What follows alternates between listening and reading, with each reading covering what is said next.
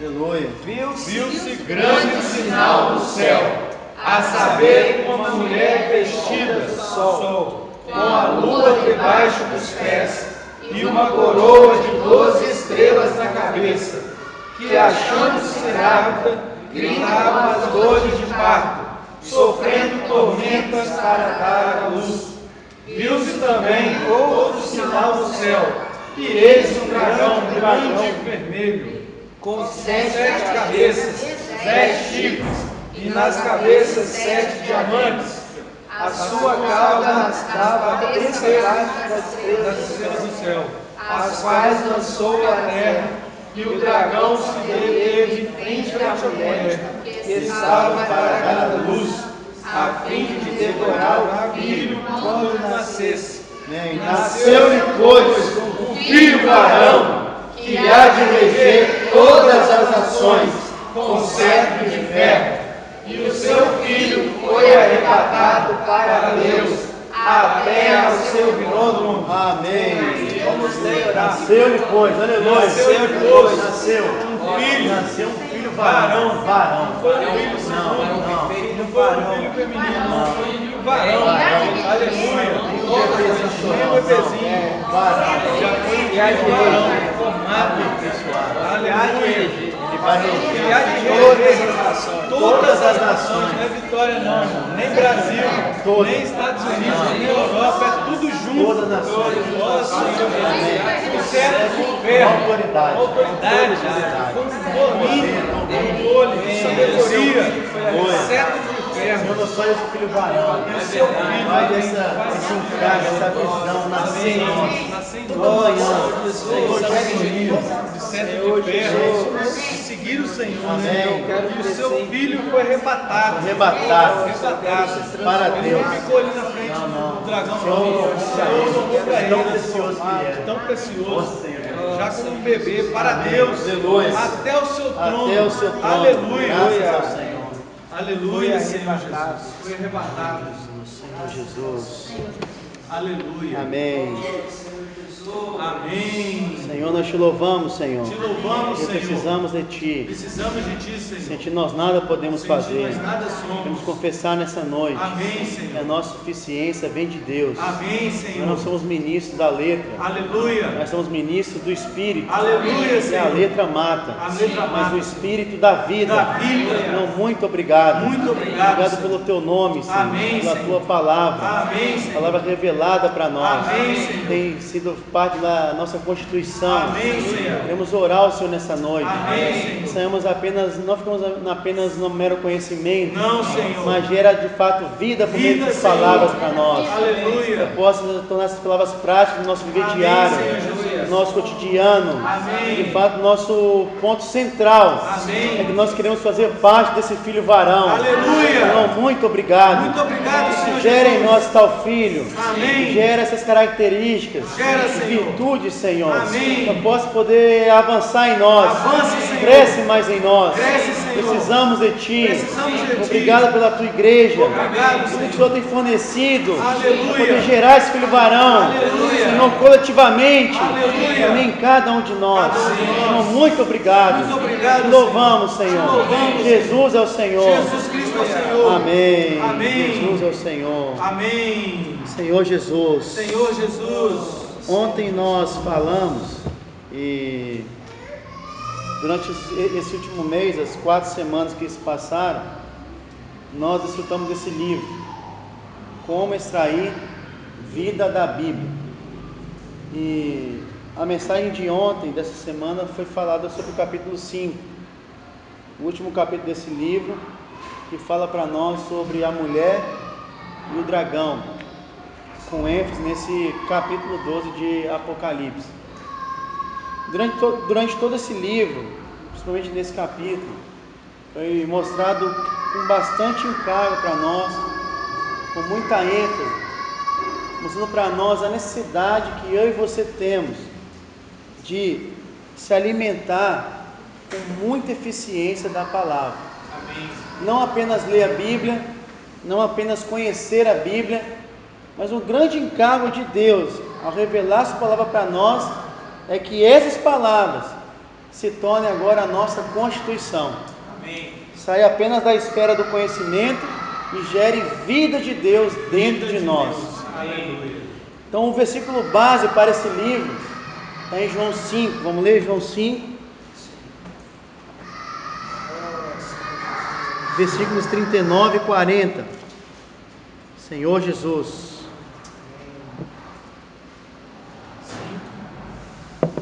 Versículos 39 e 40. Fala assim: examinai as Escrituras, porque julgais ser nelas a vida eterna, e são elas mesmas que testificam de mim. Contudo, não quereis vir a mim para teres vida. João 6, 63. O Espírito é o que vivifica, a carne para nada aproveita. As palavras que eu vos tenho dito são Espírito e são vida. Então as palavras que o Senhor tem dito para nós, elas são Espírito e são vida. Resumindo, o objetivo da palavra é gerar vida dentro de nós. É claro que para isso o conhecimento é necessário, mas só a esfera do conhecimento não é capaz de fazer com que o objetivo da palavra de Deus seja alcançado no homem.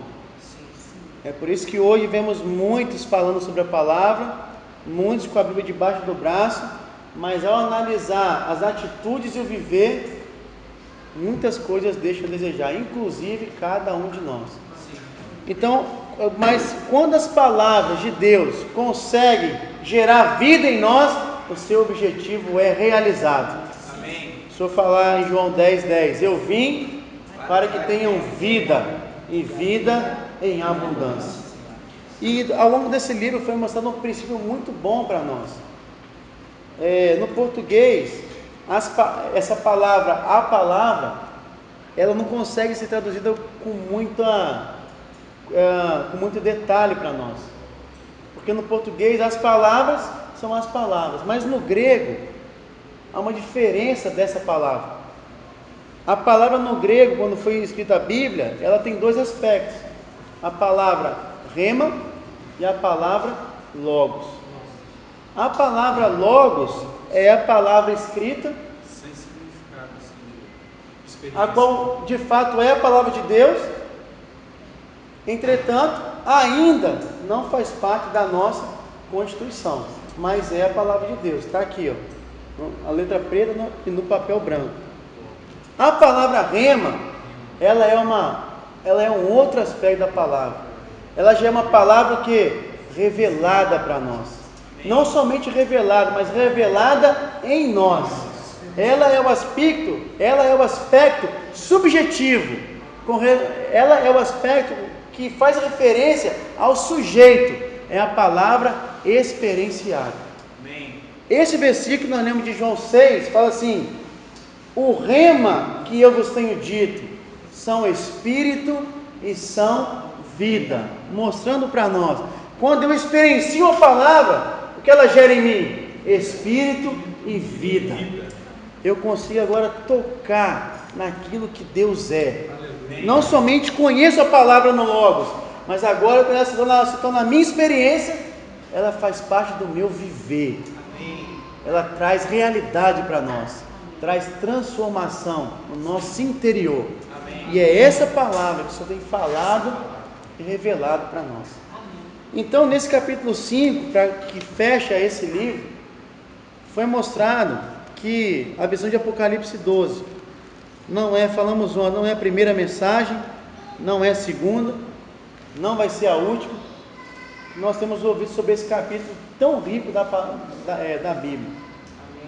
Esse capítulo já começa a mostrar para nós uma grande batalha, que não é de agora, não é de ontem, nem de amanhã. Essa grande batalha, ela percorre toda a história da humanidade. Desde o momento que Satanás se rebelou, essa batalha começou entre ele e Deus. E essa visão, ela é tão forte e tão, como é que eu posso dizer? é uma visão, vou usar a palavra forte, tão forte mesmo, que ao olhar ali para o mapa mundi, nós vemos um resumo. Nós olhamos para o mapa mundi e conseguimos ver que de fato a batalha entre Deus e o seu inimigo, homem e Satanás. Poxa vida!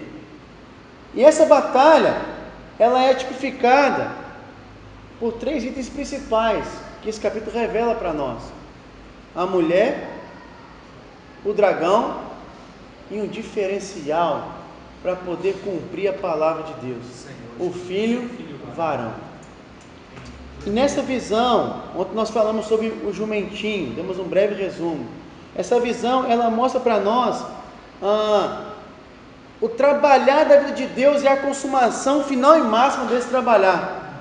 Quando eu e você, ao crescermos em vida, durante toda a nossa caminhada cristã, chegará o momento de Deus nos arrebatar para o seu trono. Aleluia. De tão precioso, Deus atingiu o seu objetivo. Aleluia. Agora Ele pode usar o homem trabalhado para poder dar cabo do seu inimigo. Amém. E esse homem não é um homem, 2 homens ou os mais especiais. Esse homem trabalhado somos eu e você. Se nós exercitarmos o nosso espírito durante a nossa caminhada cristã, crescermos em vida, faremos parte desse filho varão. E nós seremos arrebatados até o trono de Deus. Amém. Primeiro para o seu desfrute e depois para poder tratar com o seu inimigo. Bom, aqui começa os últimos 3 anos e meio da humanidade. Mas antes de falar disso, essa visão começa a mostrar para nós uma mulher. E fala assim: viu-se grande sinal no céu, a saber, uma mulher vestida do sol, com a lua debaixo dos pés e uma coroa de 12 estrelas na cabeça. Essa mulher, conforme podemos ver em Gênesis 37,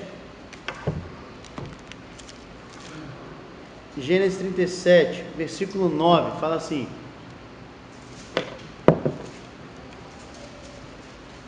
teve ainda, está falando sobre o sonho de José aqui, fala assim: teve ainda outro sonho, e o referiu a seus irmãos, dizendo: sonhei também que o sol, a lua e 11 estrelas se inclinavam perante mim.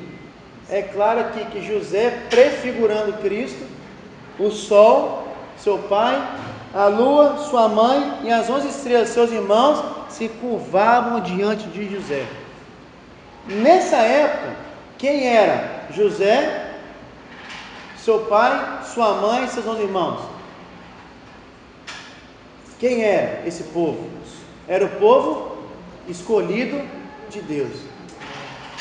Com base nessa revelação, nessa visão, e com vários outros aspectos na palavra que não vamos abrir agora, essa mulher de Apocalipse 12, vestida do sol, da lua e das estrelas, tipifica todo o povo de Deus durante todas as eras da humanidade.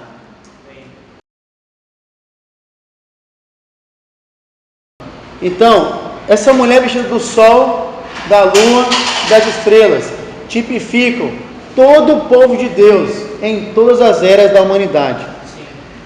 E essa mulher aqui em Apocalipse, ela está com algumas características.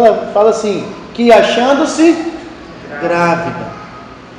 Essa mulher, irmãos, que eu e você hoje fazemos parte dela, a igreja faz parte, o povo judeu faz parte e os patriarcas fazem parte. Essa mulher hoje se acha grávida, denotando que essa mulher está gerando alguma coisa, um filho. Ela está gerando um filho. Eu vou aplicar, e essa palavra não quero somente mostrar o que é escatológico, esse ponto, mas essa palavra tem que ser aplicada agora no nosso viver. O que essa mulher faz no meu viver? Ela gera. Irmãos, eu e você, hoje vivendo a vida da igreja, sendo filhos de Deus, nós temos a capacidade de gerar Cristo em nós e nas pessoas. Vamos ler Gálatas, capítulo 4. Senhor Jesus. Gálatas 4. Senhor Jesus. Gálatas 4, versículo 18 e 19. É bom ser sempre zeloso pelo bem, e não apenas quando estou presente convosco, meus filhos, por quem de novo sofro as dores de parto, até ser Cristo formado em vós. Ué, Paulo sofrendo as dores de parto? Paulo fazia parte dessa mulher. Qual que era o seu encargo? Gerar e cuidar de Cristo nele e nas pessoas. Eu e você hoje, irmãos, temos esse encargo de gerar Cristo em nós. E esse Cristo em nós é capaz de gerar Cristo nas pessoas. Aonde começa isso? Primeiro lugar, onde começa isso? Comigo mesmo. Fala, comigo mesmo. Comigo mesmo. Comigo mesmo. Segundo, aonde? Na sua casa, na sua família. Amém. Né? A Paula está aqui, ó, tá me filmando, eu estou falando, mas ela sabe do meu viver. Falou para jogar a caneta fora, a canetinha, encarar em comunhão. Ela sabe do meu viver. Na nossa casa, irmãos, na nossa casa. Depois, no nosso viver social, no nosso viver da igreja. A vida da igreja compõe tudo isso. Nosso viver familiar, nosso viver social, nosso viver de reuniões e o nosso viver de batalha espiritual. Amém. Vamos ver mais tarde essa mulher e esse filho varão. Então, o grande encargo dessa mulher, o seu primeiro aspecto, é que ela está grávida e ela tem esse encargo de gerar Cristo nela e nas pessoas. Só que essa gravidez, esse gerar, não é um gerar rindo, não é um gerar somente alegre. Aqui fala que ela está grávida e ela grita com as dores de parto. Esse filho está quase nascendo, esse filho está sendo quase gerado e ela grita com as dores de parto. Todo cristão, irmãos, não tem como crescer na vida de Deus sem sofrimento. O Senhor falou assim, Mateus 16, 24: se alguém quer vir após mim, a si mesmo se negue, tome a sua cruz e siga-me. Eu te pergunto, alguém já viu alguém ir para a cruz sorrindo, soltando fogo de artifício? Ir para a cruz denota matar o nosso velho homem. Aí, se nós usamos o nosso espírito, poxa, a vida faz isso por nós. Eu não preciso se esforçar e falar assim, eu preciso me matar. Não, o que nós precisamos fazer é exercitar o nosso espírito. Romanos 8:1, porque a lei, 8:2, porque a lei do espírito da vida me livrou da lei do pecado e da morte. Uma vez que eu exercito o meu espírito, esse sofrimento na minha alma agora passa a ser o que para mim? Um desfrute. Vai doer? Vai, mas a vida de Deus é maior do que a nossa dor na nossa alma. E ontem nós lemos o versículo em 2 Timóteo, capítulo 3, versículo 12. Esse versículo é importantíssimo para o nosso viver, irmãos. 2 Timóteo, capítulo 3, versículo 12. Acharam? Assim: ora, todos quantos querem viver piedosamente em Cristo Jesus serão perseguidos. Todos quantos querem viver. O que é viver piedosamente em Cristo Jesus? O que é piedade? É manifestar Deus na carne. Viver piedosamente é ter um viver de expressar quem? O Senhor, Cristo. É claro que nós expressamos nós mesmos várias vezes, mas temos oportunidade de também expressar o Senhor. E quando isso acontece, seremos perseguidos. Primeiramente por quem? Por nós mesmos. A nossa vida da alma, ela é a primeira que nos persegue.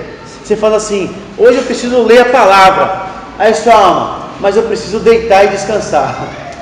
Hoje eu preciso ir para as reuniões da igreja, mas eu estou cansado e mereço também descansar. Hoje agora eu quero orar 10 minutos, mas a sua alma, eu preciso ver o Flamengo e o Vasco jogarem. A primeira perseguição em nós contra nós está em nós mesmos. Mas aleluia, porque é a lei do Espírito e da vida. Aleluia. Então, uma vez que exercitamos o nosso espírito, irmãos, nós somos capazes de crescer na nossa vida cristã. E aí essa mulher fala assim, ó, versículo 2, Apocalipse 12, né? Sofrendo tormentos para dar à luz. Para tomar posse, irmãos, do reino, para poder gerar esse filho varão, tem que haver de fato um esforço nosso. Uma mulher grávida que vai fazer parto normal, embora está voltando agora isso, né, com mais frequência, mas muitas cesarianas, mas quem vai fazer parto normal é um esforço, irmão, ou não é? Né? A irmã Silvina, né, irmã? Não tinha cesárea nessa época, né? Não, é um esforço, né? Parir esse homem desse tamanho aí, tem que, né? Não é isso? Não é isso, né? Mas é um esforço ali, é um grande esforço. E aí vimos ontem que Mateus 11, Mateus 11, versículo 12. Estou colocando aqui, irmãos, aspectos para o nosso viver, sabe? Para o nosso viver. Mateus 11, versículo 12, fala assim. Acharam? Fala assim, ó. Desde os dias de João Batista até agora, o reino dos céus é tomado por esforço, e os que se esforçam se apoderam dele. O que precisamos fazer na vida da igreja para tomar posse dia a dia do reino, dia a dia gerar esse filho varão? Nos esforçar. Para quê? Para exercitarmos o nosso espírito. Paulo fala lá para os Tessalonicenses: não apagueis o espírito. Não apagueis o espírito. Quem aqui já fez churrasco no carvão? Quando o fogo não está pegando, o que você faz? Sopra, pega uma tampa, né? Abana, é isso? Aí o fogo volta a apagar e você abana. Tem que ter esforço, irmãos, para não apagar o nosso espírito. Tem N situações no nosso dia para jogar uma pá de areia no nosso carvão espiritual. N situações. Qual é o nosso esforço? Não apagar o nosso espírito. Abanar. Mas tem hora que se abana e pega rápido. Mas tem hora que o carvão está úmido, está molhado, e tem que abanar. E soa, só para chegar dói às vezes.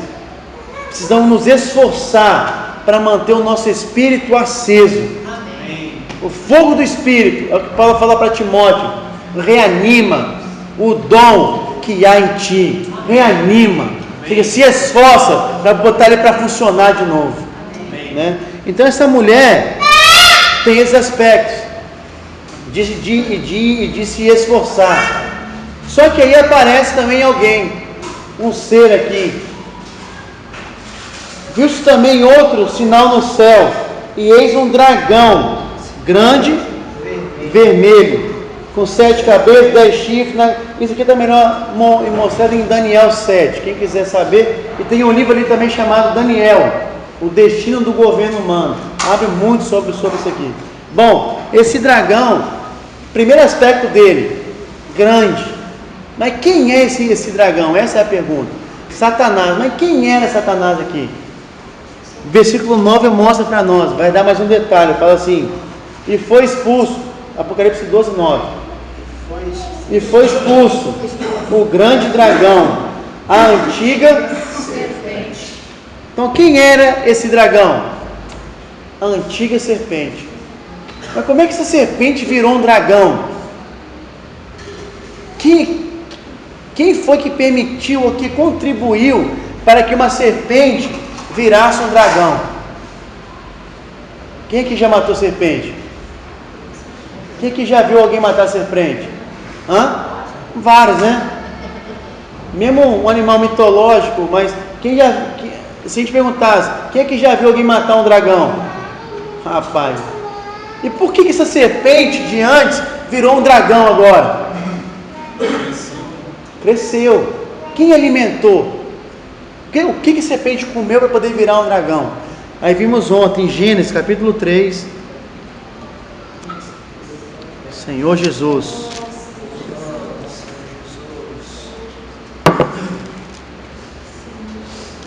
Gênesis 3. Primeiro aspecto, irmãos, que essa serpente e esse dragão, 3:1, só a parte A fala assim: mas a serpente, mais sagaz que todos os animais selváticos que o Senhor Deus tinha criado. Essa serpente, ela tem uma característica que percorre toda a Bíblia, e ela não muda a sua estratégia. O seu objetivo é enganar o homem. Vamos ver depois essa palavra mais clara. Mas a sagacidade, a sua astúcia toda é para enganar o homem.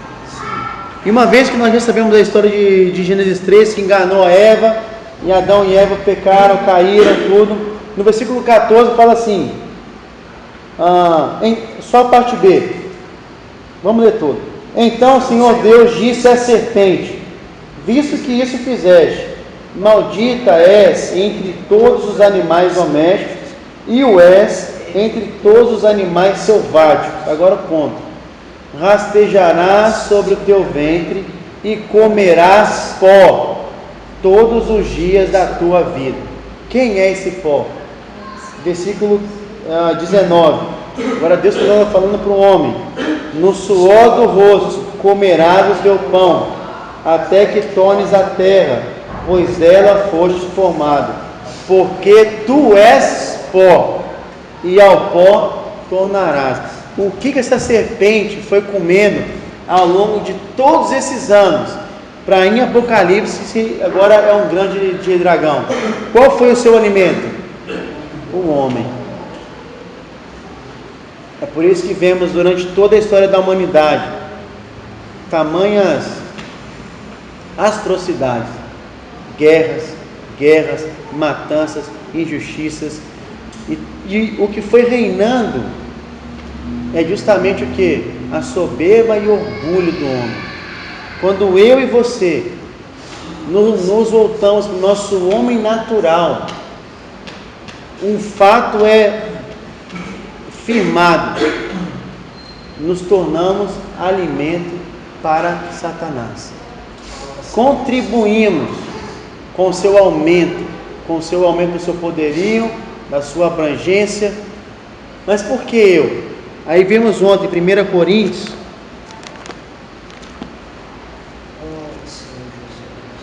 capítulo 15,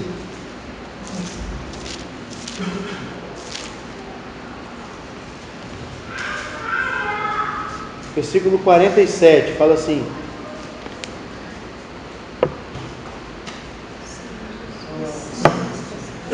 acharam? 15:47. O primeiro homem formado da terra é terreno, o segundo homem é do céu. Como foi o primeiro homem o terreno, tais são também os demais homens terrenos. E como é o homem celestial, tais também os celestiais. Então, em João capítulo 1 fala que nós não nascemos mais da vontade do homem, nem da vontade da carne, nem da vontade do sangue, mas nascemos de Deus. A nossa constituição agora é o que? Celestial. Quando nós não voltamos no nosso homem natural, esse homem terreno, que só cogita das coisas da terra, irmãos, somos uma presa fácil para ir para a serpente ou para o dragão.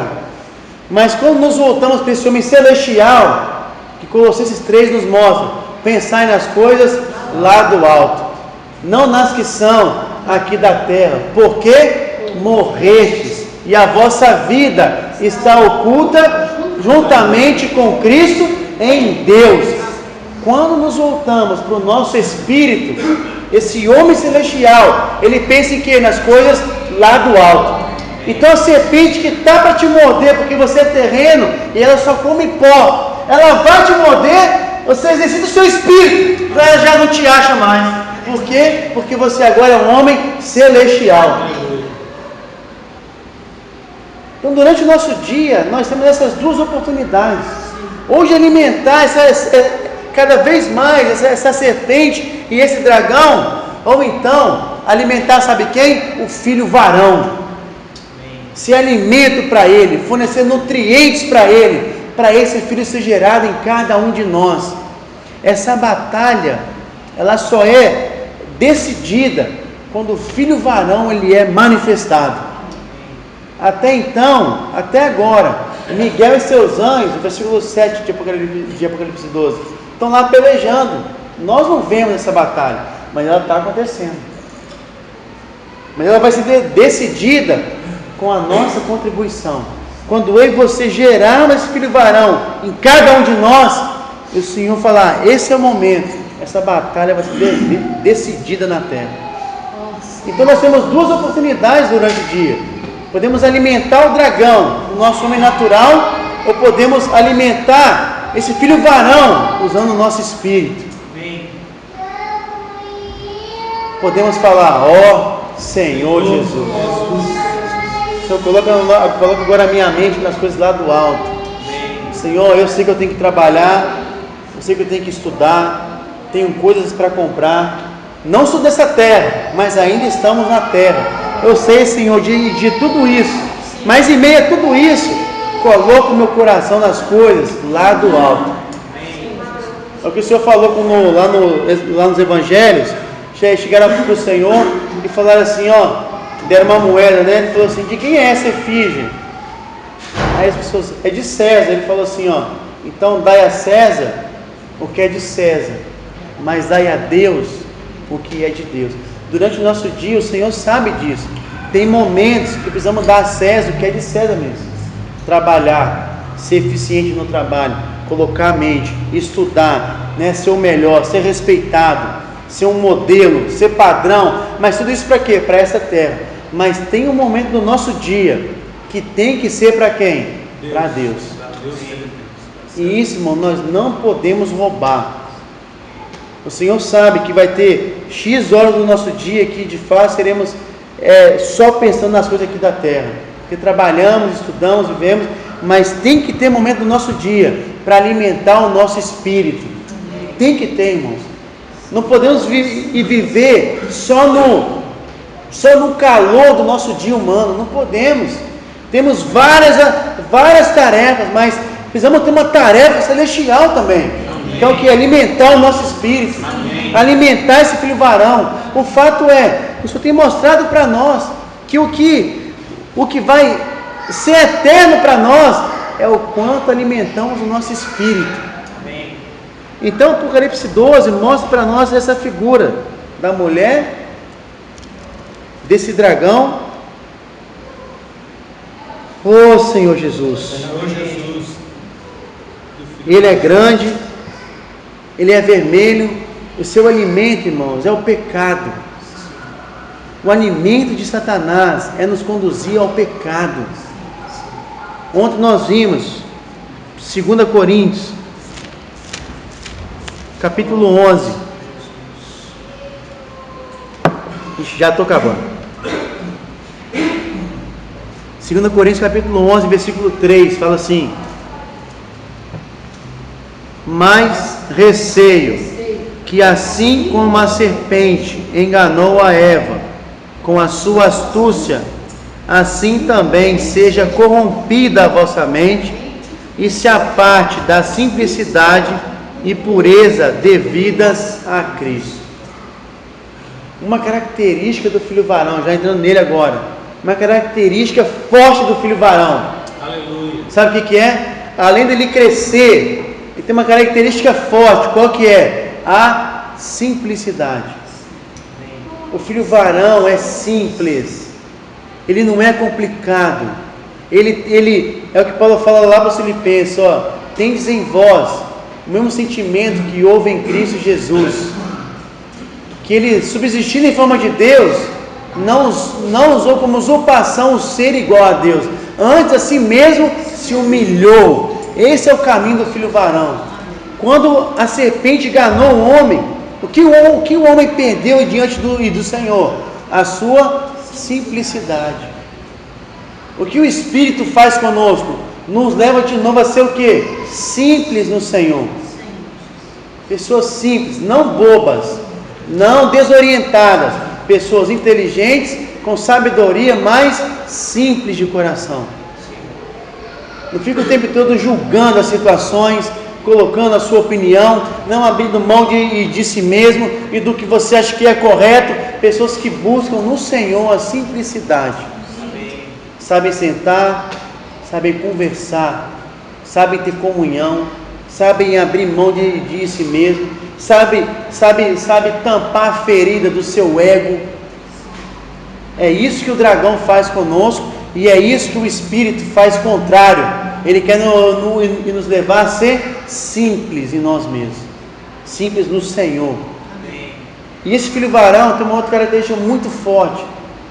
Ele, para ser gerado, a mulher quando está grávida, a Paula não teve anemia, mas teve que adequar a sua alimentação para a gravidez, porque todo nutriente que a mulher tem vai para onde? Vai para o filho. Tá certo ou não? E o filho, para ele poder crescer, o que ele precisa fazer? Absorver o nutriente. Então esse filho varão tem outra característica importantíssima. Ele faz, sabe o que? Ele aproveita todos os nutrientes que a mulher tem. Quem é essa mulher hoje? É o povo de Deus, que é a igreja. O que o filho varão faz? Ele aproveita tudo que o viver da igreja fornece para ele. Tudo. Tem palavra? Palavra. Tem um nome? É um nome. Tem as reuniões de oração? Reunião de oração. Tem oração em casa? Oração em casa. Tem leitura da Bíblia? Tem leitura da Bíblia. Alimento diário? Alimento diário. Livros espirituais? Vou ler o livro espiritual. Ele aproveita todos os nutrientes. Para quê? Para ele poder crescer. Ele aproveita tanto que quando ele cresce, quando ele nasce, não é um menino de 9 meses. É o que? É o filho varão. Está pronto, aperfeiçoado. Mas como que isso aconteceu?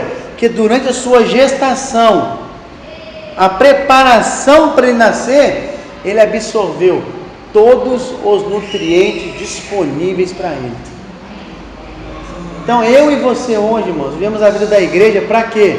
Para absorver, para aproveitar, irmãos, o viver da igreja, aproveitar a comunhão com os irmãos, aproveitar cada compartilhar, aproveitar as reuniões, o viver familiar, o viver profissional, as situações negativas, tudo o que acontecia, esse filho varão, ele aproveitava. Às vezes temos uma experiência no nosso dia e foi muito negativo, você chorou e ficou com raiva e não sei o que lá, mas no final, pode falar uma coisa? Você pode aproveitar essa experiência. Para quê?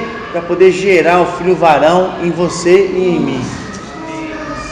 Amanhã, segunda-feira, vamos trabalhar. O que podemos fazer? Qual que é a nossa visão? O Senhor me leva a aproveitar esse dia, cada experiência me faz crescer. O Senhor gera esse filho varão em mim. Então, a figura de Apocalipse 12, além dessa visão toda de escatológica do que vai acontecer, essa visão prática pode ser aplicada para nós, no nosso dia a dia, irmãos. Usarmos o que a mulher tem, fugimos de sermos alimentos para esse dragão, e o filho varão poder ser cada vez mais gerado em cada um de nós. Hoje estamos na etapa da gestação. Não sabemos quantos meses cada um de nós tem, mas o fato é, Deus quer que nós nasçamos como filho varão, sejamos manifestados, para Ele poder nos arrebatar para o seu reino. Não vai dar mais tempo de entrar no versículo 11, no versículo 12, mas ficamos por aqui. Jesus é o Senhor. Nasceu-lhe, pois, um filho varão. Vamos ler juntos esse versículo? De pé, amém? Aleluia. Um filho varão. Amém. Vamos ficar de pé e vamos ler, amém? Orar nesse versículo, amém? Aleluia. Nasceu-lhe, pois, Senhor Jesus. Nasceu-lhe, pois, um filho varão, que há de reger todas as nações com cetro de ferro, e o seu filho foi arrebatado para Deus até o seu trono.